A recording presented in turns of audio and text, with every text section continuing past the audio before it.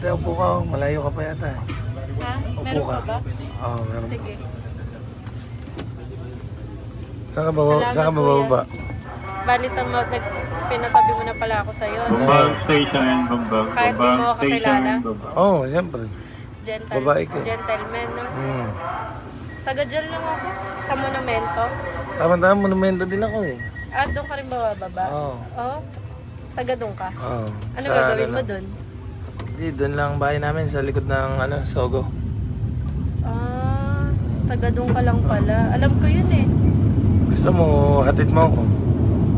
Hatid kita? Oo. Di mo naman ako kilala. Baka sa akin ka magpapahatid. Okay ka lang? Hindi, pinatabi na nga kita dyan eh. Naupo ka na nga sa tabi ko. Oo. Pagka hinatid kita, ano kapalit nun? Wala. Papakilala kita sa parents ko. The next station is Parents agad? Oo, sabi ko girlfriend kita. station ay Tayuman Station. Sige, okay lang. Bigyan kita 10k, papanggap ka lang.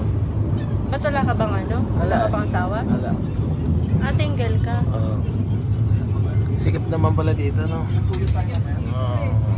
Buti na lang, pinaupo mo ko. Daming tao. Mahilig pa naman ako sa ganun, sa masikip. Ah.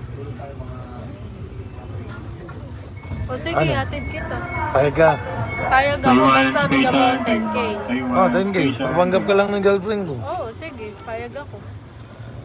Eh, saan? Nandun sila mama. Eh, pag wala, papakainin na lang kita. Saan? Sa amin. Akala ko sa Sogo. Pag nandun sila mama, baka doon na tayo dumiretso. Sa Ogo na lang.